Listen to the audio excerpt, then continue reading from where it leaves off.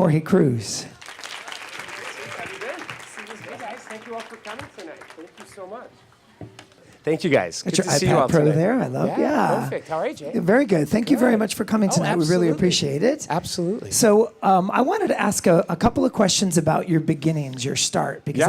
I think you have a very interesting background. I have read quite a bit about it. I've known you for a while, but Yep. I know when you were a child, you've talked a little bit about how you were overweight and that there were a couple of life-changing events for you and your family that sort of put you in this direction of spending your life inspiring people to health and fitness. Can you tell us a little bit about that? Absolutely. For me, really, it started with my family. Because for me, my dad, when I was 18, Jay, he was diagnosed with prostate cancer. And I've talked about it in all my books. And when you have something like that happen to your family, even if you're a teenager, and I was 18 at the time, it's scary, you know. And they told my dad he had 1 year to live. And if, you know, make your plans, get ready, because this is it. And cancer's a scary word, even today it is, you know.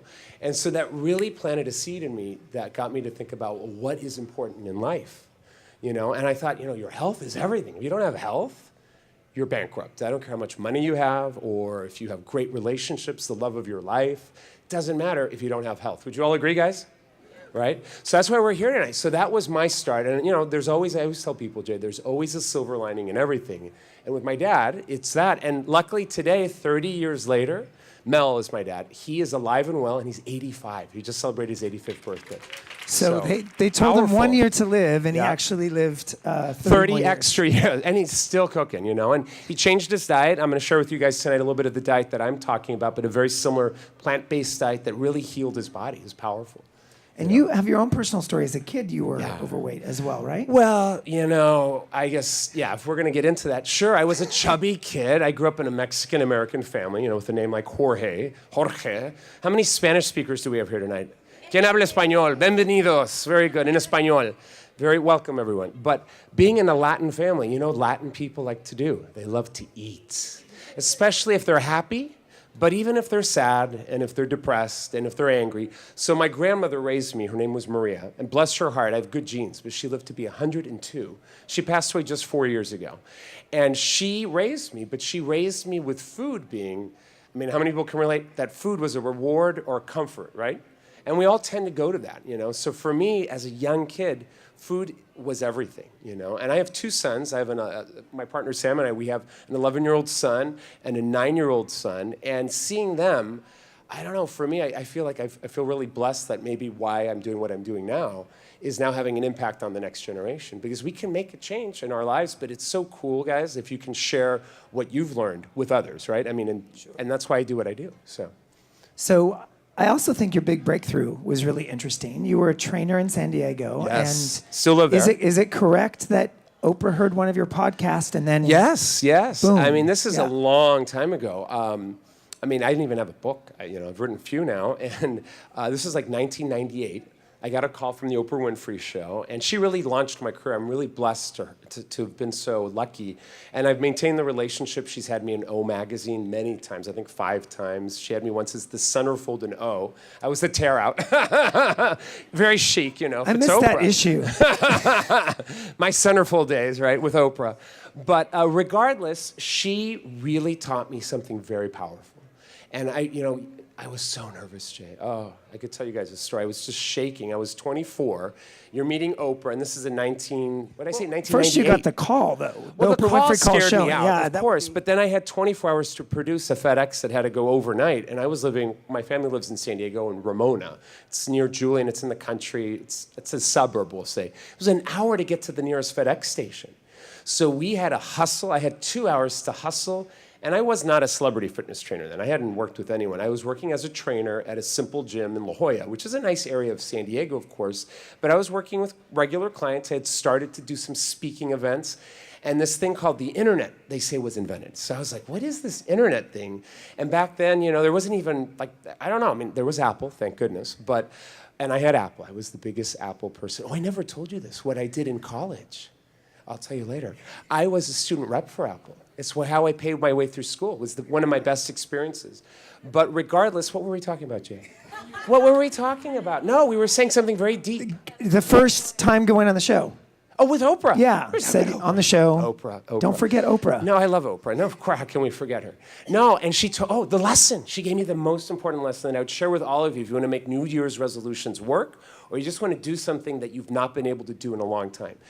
She said, Jorge, I'm never going to meet you again, probably. I said, oh, okay. She's like, but I'm going to give you a piece. Because we're sitting just like this, literally waiting for a commercial break to finish with the full audience, just like here. And, what do you do? It's kind of like awkward. You have to say something. So she's like, so you're in San Diego? And I was like, yes. And she's like, is it George or Jorge? I said, Jorge. She's like, okay.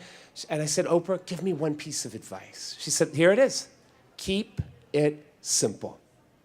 She says, if you write a book, and you should write a book someday, she's like, books are important. They change people's lives. They say, keep it simple, whatever your message is. And, I didn't know at that time that I would turn this into a career. Where as an author now, I've written 25 books, Jay. But I've always made it, my passion is to make things simple for my clients, And I work with so many celebrities from, people that are in films to television to actresses that are, on webisodes. I mean, I've worked with everyone, to housewives, to everything, So there's a variety of beautiful people out there that need help because everyone needs help. But the trick to helping everyone and helping ourselves, and my invitation to all of us here tonight, is to make whatever you decide to do this year simple when it comes to fitness and nutrition. And that was Oprah's gem. It was so powerful. Because I had a program once, Jay, that had 20 steps to get fit. And she's like, no. 1, 2, 3, too many. Keep it simple. Simplicity is everything, So that for me was my greatest thing. And so when I try to share a new concept or a new diet or I have a new cookbook, I really try to keep everything so even my kids could get it, an 11-year-old could get it. Well, so prior to her giving you this lesson, you had not written a book. You've written 25 since then. You take the lesson of keep it simple. And had a podcast, like you said. That was it. So what's interesting about nutrition, Yeah. the space that you really specialize in, Yes. is in that period of time, there's a different message every 6 months. You focus different messages in your books to give people something to think about, a way to think about their diet and nutrition. What have you learned over the years in the books that you've written? Because even what you've written about has evolved. Yeah. If you guys want to take note, Tony Robbins taught me something years ago. He wrote the introduction to my first book called 8 Minutes in the Morning. It was a workout plan. And he says, if you write down something, you remember it better. So if you guys are going to write down one thing, this is the thing to write down for tonight's talk, at least from my perspective. All calories count. Very powerful, 3 words, all calories count. Because when it comes to health, whether it's heart disease, in my opinion, to losing weight, to just fitting into a wedding dress, whatever that is for you, whatever your goal is, you've got to understand that you've got to really do something that you can do long term, and that is understanding that calories, what we eat and how we move, determines how we look and how we feel. And I think in this world, I just did a book signing last night at Barnes & Noble at Union Square, and we had a huge audience there. And I had one lady who hadn't had breakfast in 20 years. She was scared to eat, and she wanted to lose like 80 pounds. And she's like, but won't like the Master Cleanse diet work? Or can't I just eat popcorn? Or can't I just have grapefruit? And I told her, well, you can do all that, sure, but you want to eat things that you enjoy, hopefully, so it's delicious. But you just have to understand it's monitoring your caloric intake. If you can create a calorie deficit, you'll lose weight. And when you're lighter and thinner, you're going to feel better. You're going to have more energy. And, and my whole concept of this book, which we'll talk about, I'm sure, later, is about keeping it simple. It really is. And you don't have to do crazy things to see results. And if you can count calories, guys, that makes sense. I mean, do you all agree? Yes, guys? Hello? Yes, good morning, everyone. No, it's true, guys, because we all have been told that, but we've always hear around this time of the year, if you watch the Today Show, that there are negative calories. There's magical things, and there are ways to create shortcuts, if you will. I've written a few books that people have said were gimmicky, but I really think if you keep it simple and you understand that calories are everything, then you can do everything. Because how many people are very good at math, or at least good enough to add and subtract? That's all you need to be healthy, is addition and subtraction. That's it. So when we spoke at the end of last year, I remember I got a chance to preview the book. And speaking of tiny and full, yes, there you go. What I thought was really bold about the book, I'm a vegetarian, which some people think that's already a little cuckoo. But right on the front, discover why only eating a vegan breakfast will help keep you tiny and full for life. And so the concept in the book is really about incorporating veganism, which for a lot of people, it's a radical word, right? It scares them away. Oh. But your approach Well, I'm is not really a vegan. about... I'm going to say it right yeah. now. I'm not a vegan, guys. And you know what happened when I developed this new book? It's called Tiny and Full. It's on the bestseller list. It's on iBooks, which I'm very proud of. I have it on here, of course, on my beautiful iPad. But regardless, the key concept is understanding that if you're a vegan, you're probably following the most efficient way to eat the least amount of calories. You really are. And vegetarians are as well. And have you always been vegetarian? No, a long time now. Yeah, because I did paleo for a little bit, and I've done other things as well. But understanding that if you can just keep your diet really focused in on plant-based foods in the morning, if you can be a vegan until lunch, that's all you need to do. And that means plant-based. Now, vegan foods that are out there, I mean, as exciting as this is, I know for my kids it is. You know, my 9-year-old loves Doritos, and he gets them when he's with his mom at their house. And so, and I get them on occasion as a treat.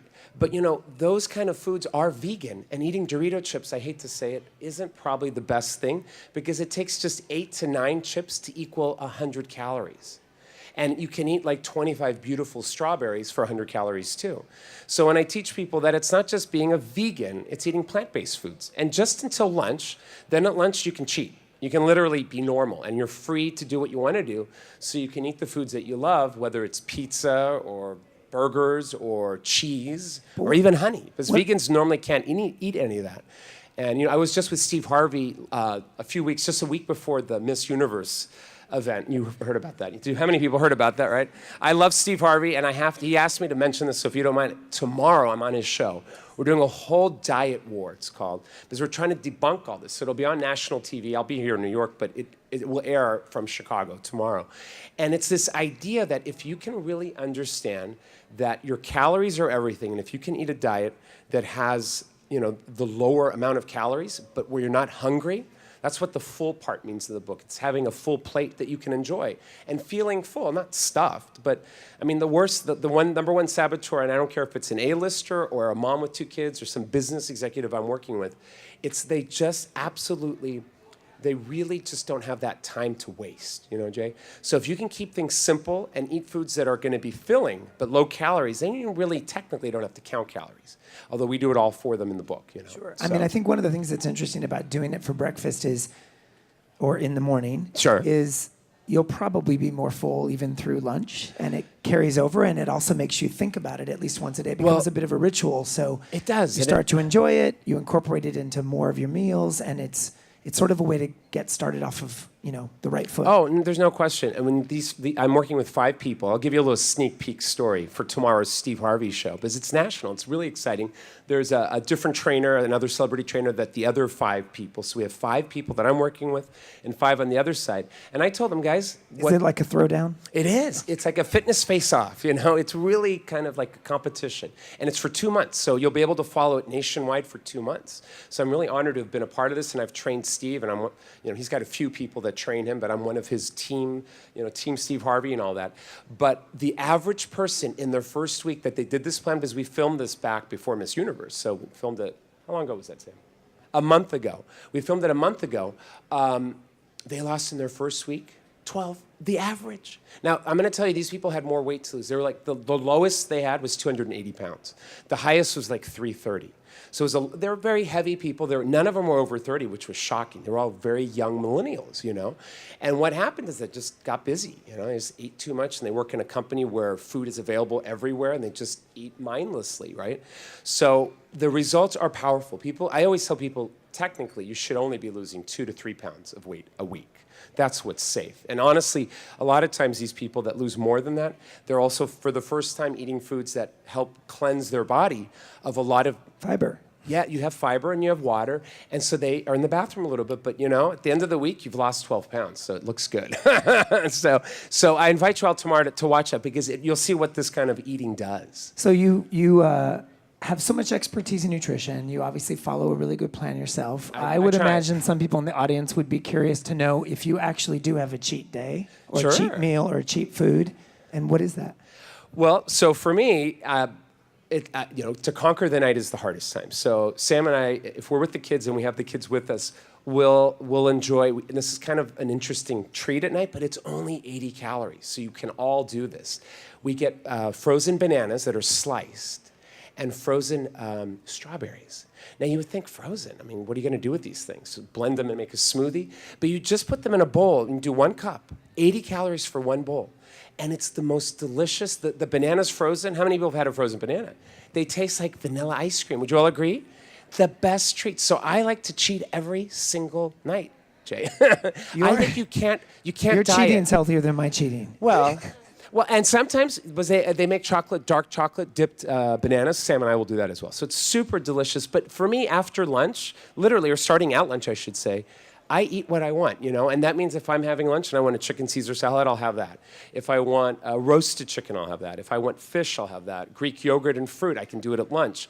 I really tell people that the main reason that you want to avoid animal protein in the morning, from my opinion, this is just my perspective, is that you can create more of a detox in the morning if you can be a vegan in the morning. Because your body will, all these impurities from the day and the evening will have accumulated, but they'll be pushed out. And so you'll feel like your energy will be so much better. And you'll probably eat on average at least 300 to 400 calories less with the vegan breakfast. And that means for lunch, you can eat what you need and you're gonna have some more calories banked. And that's all about calories, guys. It really is. It's about knowing that how many calories you eat determines what you look like and your health and your energy. It really is powerful. So one of the things you've always focused on in your books is not just the nutrition side. So in this space, many nutrition experts focus only on food, and many fitness experts focus only on fitness. Yeah. And obviously, the best solution is understanding both. Yeah. What I think is really great about this book and that I found really interesting is you've also done something that not every trainer or nutrition expert does, and that is you've really embraced technology. Oh, Obviously, I love it. Apple is a big fan of technology. And well, so, I'm a fan of Apple. yeah. I've been in Apple products since college. It sounds like it. You were a sales I rep. had You the said, first yeah. laptop that Apple ever made. I mean, it was that, well, maybe it wasn't the first. No, it was. I remember it. It was that beige color, big. It looked like a briefcase.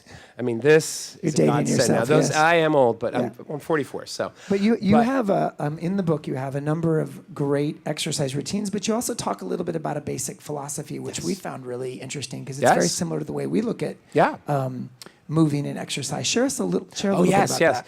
Well, there are 3 things I tell my clients, because as a fitness trainer, I really am a fitness trainer. I am. And even though I tell people fitness begins in the kitchen, then what do you do after you're done eating? Because you can't eat all day in the kitchen. And even if you're eating vegan in the morning, you have to do something with your life.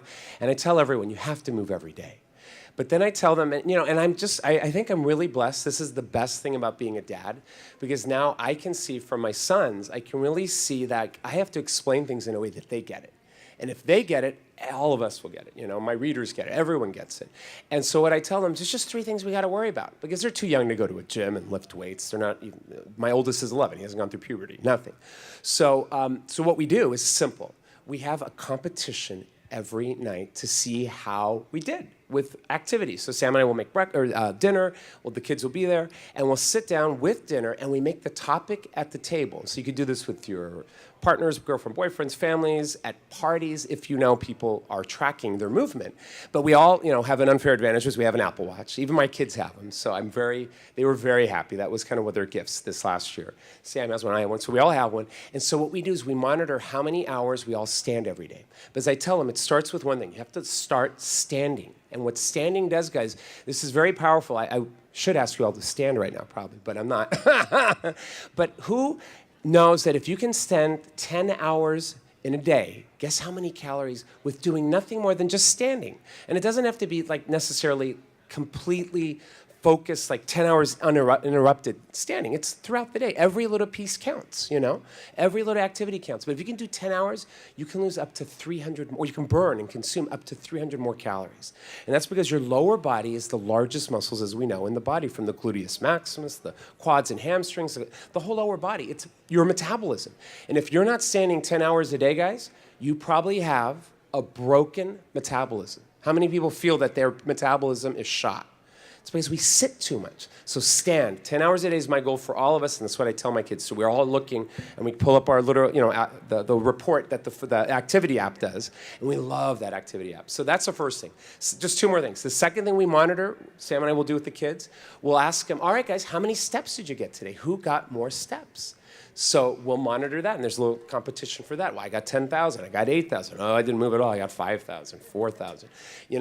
Sam and I were in Europe this summer in Capri. Sam and I are getting married in July, and we're really excited. But I thought, you know what? It's 2 weeks. I'm not working with any celebs. I'm going to eat pasta. I'm going to have pizza. I'm not a vegan, lunch or dinner, so those things are fine. And I thought I was going to gain like 4, 5, 10 pounds. It was my nightmare to come home. I lost 8 pounds. And I looked at my Apple Watch this summer, and Sam and I were in shock that we walked on average in Rome every day 8 miles. So I'm like, what? And one day I was like, what happened? We walked 12 miles. I said, where'd we walk for 12 miles? I never walked. Especially this interesting statistic is, compared to San Diego, New Yorkers walk. This is the only You guys city are so where the lucky average here. person walks 10,000 steps a day just by living in the city. So monitor that, and of course we do that with the Apple Watch. And so the walking, we try to get that in. And then the last thing is, all right, activity, brisk activity, guys. How much brisk activity did you do today? What did you do? Did you play in the playground? Did you throw the ball? Was it dodgeball? Did you play soccer? They're big soccer guys. They love soccer. So it's usually soccer, And then Sam and I usually hit the gym, and we'll do our weights and cardio. So we've got all that. Usually we win that, right, Sam? So we win that always, as we're in the gym a little longer than they're playing, dodgeball or something in school. But it makes it fun, and I would suggest you all, like I've told this to every celeb client that I work with. And I never not have I'm always tracking how many calories I'm burning because I want to know. I mean, in today's world, we have the technology to do that. And, my hats are off to you guys and Tim Cook for making this Apple Watch because this thing is killer. I love it. And people ask me, like the Today Show is like, can you do a segment, do all the technology stuff? What would win? I'm like, well, really? You want me to do another segment about the same thing, the same winner? There's no one here that's done better, And so I love Apple. Well, speaking of kids, you've been very engaged in philanthropy. I know one thing focused on kids. You're also part of the Clinton Foundation. You do work with them. Can you share with us a little bit about sort of your focus there? Sure. I met President Clinton a few years ago. It was a great event. I had an opportunity I was raffled off with Mario Batali. I love Mario. He's on the Chew. And we were with Bon Jovi at the Cathedral of the Divine in Harlem. Now, I was a little scared because I had never been to Harlem, but it wasn't bad at all. I loved Harlem. And this cathedral, you would think you were in Paris. It was gorgeous. And it was the night Hillary Clinton had her birthday. So it was in October, I think. Her birthday's in October. And so I was there, and this was like maybe 4.5 years ago. It's the first time I met him. And so we were auctioned off. I was volunteered to be auctioned off to raise money for the Clinton Foundation's initiative on childhood obesity. And I said, absolutely, I'll do that. Mario's doing it too. And they were like, Bon Jovi auctioned something off, some performance. It was impressive. I was like, this is cool, right? So that event was amazing. So from that friendship and from just helping President Clinton, he's invited me to a lot of events. And now I'm really active with him and Rachel Ray, actually. She has a foundation that you guys should all check out called the Yemo Foundation. Fabulous foundation to help kids stay healthy. And I have the Jorge Cruz Foundation, which is designed, what we try to do is, we don't have a big initiative. We just try to give money wherever it can help people. And doing that so kids, because I know what it's like to be a fat kid and be called a little fat ass, and it's not fun. And being gay doesn't help either. And also, being Mexican didn't help. So you can imagine the nice things people said about me. And, it just wasn't a great time back then to be a Latin, to be gay, and to be fat. I don't think it's still good to be fat, probably. But I'm proud to be gay, and I'm proud to be, a Latino. And I am happy that I'm proud of my health, because I'm 44, guys, so hopefully I'm doing okay. Am I doing okay, guys? I'm holding it together. I'm not going to take my shirt off. Jay's asked me not to. No. But we can all do it, and no matter what our thoughts are, guys, this is the year to do it, guys. It's 2016. You've got to do it. This is the year to take your fitness to that next level, and you can do it if you keep it simple. I would invite you to check out Tiny and Full. That's an option. You don't have to. I'm on Instagram and Facebook and everything. But just pick something you're going to do and stick to it, and make sure it's based, hopefully, in some plan that looks at calories. I would say, ask them, I'm going to try this diet. Well, how many calories do I get to eat a day? And if they tell you, well, it doesn't really matter how many calories you have, it doesn't matter. It's all about, eating negative calories. I'm like, you may want to move on, you know? If someone says, you know, it's all about eating popcorn. I mean, that's good. Popcorn is nice at night. I'll have that with Sam sometimes, you know, like a cup or two, because it's very low cal. But if that's your diet, that's not, I don't know how long you can live on popcorn, you know? So you want to have like foods that you can eat that are easy and economical, I would hope, that you don't have to spend an arm and a leg. You shouldn't have to buy things in a box. You really shouldn't. You should eat fresh foods as much as you can. And just know that, guys, you can do this. You really can. Fitness is not tricky. It's mathematical. Health. Think of it as math, and then, I mean, how many people are scared to do addition and subtraction? We can all do that, right? This is not algebra or calculus. It's calories. Count your calories in your set, guys. So you've spent a good portion of your life inspiring others. I'm just I try. interested. This is more of a personal question. Yeah, who, of course. Who inspires you and who has inspired you through your career? For me, you know, I'm really blessed because growing up the way I grew up, it wasn't a fun childhood. You know, I really was an unhappy kid, and food was my best friend, and that's the truth. And now, you know, for me, you know, probably the person that inspires me the most, and it's kind of funny, but it really is true because I was missing this in my life my whole life. Because I met my partner Sam 2 years ago, and he's probably the person that I would pick as the one that's going to embarrass you here, Sam. But you have to stand up now, Sam. Stand up so everyone can see you and the cameras can see you. But give him a round of applause. He's my inspiration, guys.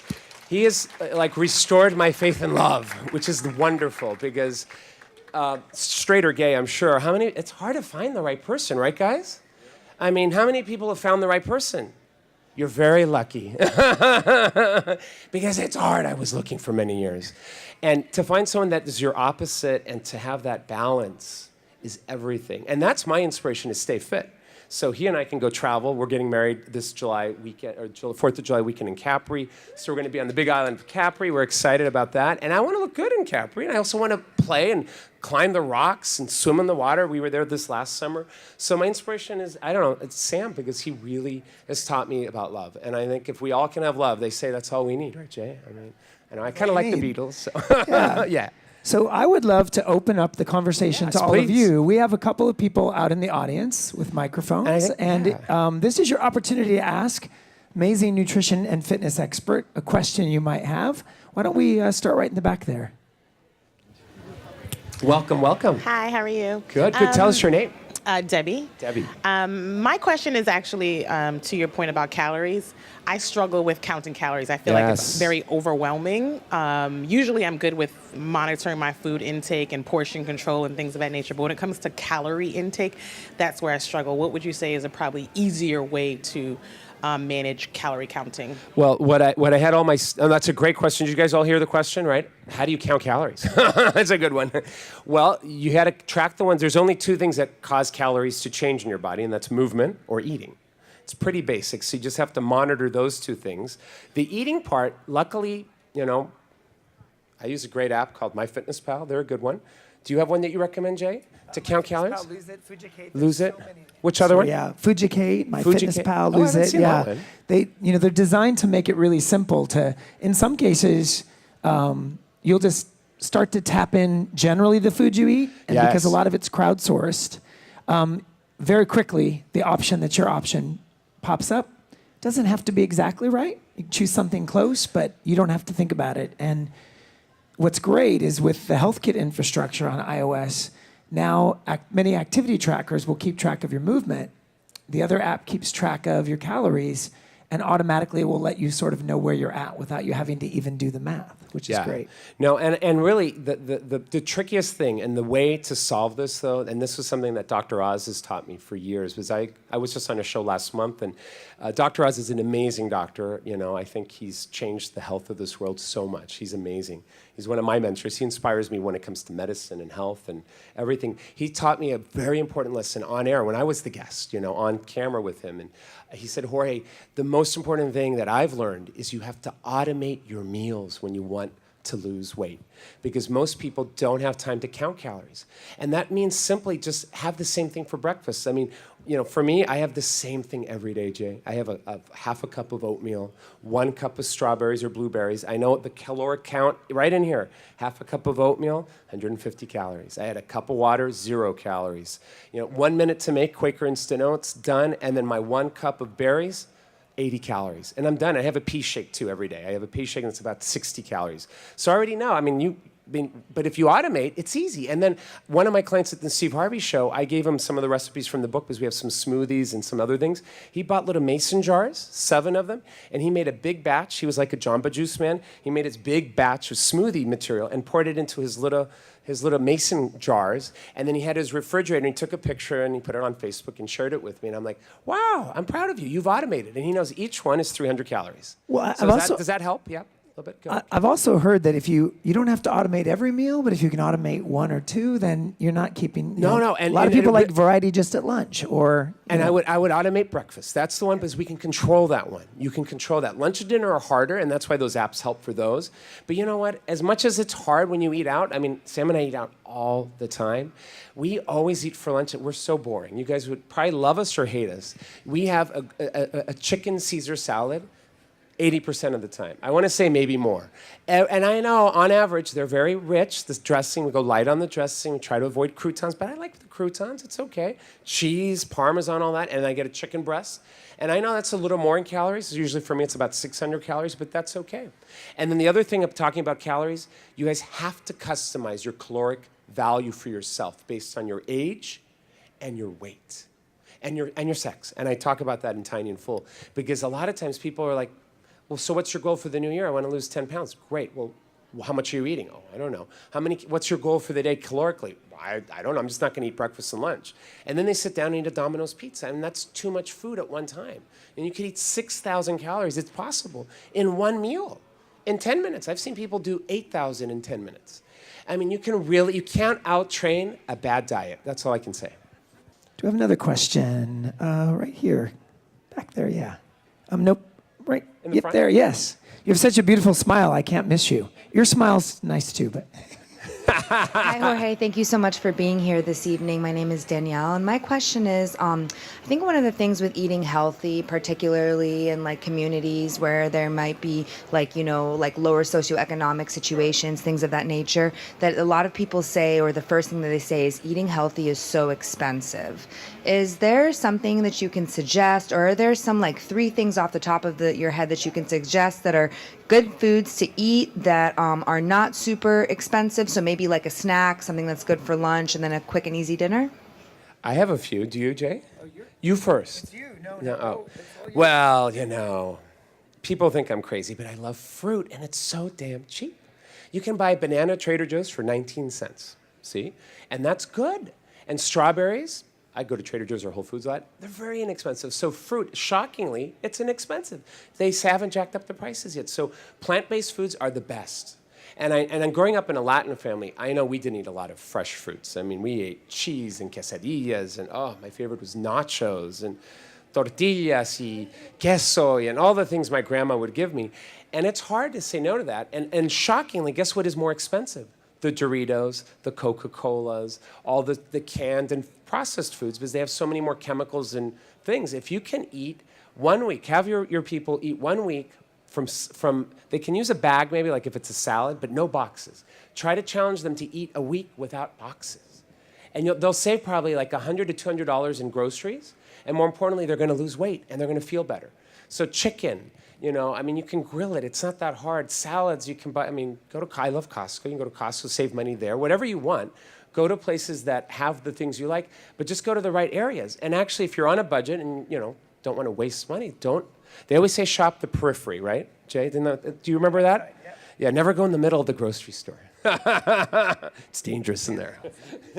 And expensive. So stay on the perimeter of the grocery store, right, Jay? Yeah. So we have time for one more question. Let's go right here in the front, I guess. Yeah. Hi. Pleasure. Tell me your name. It's Liz Taylor. Liz, welcome, Liz. Chic name, very good. Anyway, I have a question. What would be a really good breakfast to eat for vegetarianism, like non-dairy? I can't do dairy. Yeah, I don't like dairy either. I'm trying to figure out good diet for vegetarianism that has protein and all the nutrients that you need. No, great question. Liz, may I call you Liz? I love that. I haven't met Liz Taylor before. I've never had the pleasure. But Liz, here's the thing. It's not hard. I would recommend first you make a list of your favorite foods. What's your favorite food in the morning back in the day? Eggs. All right. Well, yeah. So I would do this. I would pick out meals. Like, I love the lady in the back when she shared this idea of how do you count calories? What do you eat? It's like, what do we do? What do we eat? Because we got to know what to eat, because everyone here eats every day, I hope. Right, guys? So I would focus in on first shopping in the periphery of the grocery store. And then the foods that you like in the morning, like I don't have a lot of time in the morning. Maybe on Saturday or Sunday, if we're not working or doing something active with the kids, we'll have time to make like French toast. But I would keep it simple. I think for you, I would suggest an energy bowl of fruit. Like, do you have a blender or like a NutriBullet, or you do? Then use that and just get some frozen fruit. That's what I eat at night. Just put it through there. And then the best protein, if you're a vegan in the morning, guys, I wouldn't recommend soy. There's too much controversy. Dr. Oz has pounded in my head too much this idea that soy and women's breast health can be concerning. So until they determine what's up, there's only one protein that I like in the morning, and it's pea protein, PEA. Yellow peas usually are the ones that they make. And you get them at any health food store. And I talked about it on Dr. Oz, and there's generic versions, there's fancy versions, there's versions at Target and Costco, wherever you go.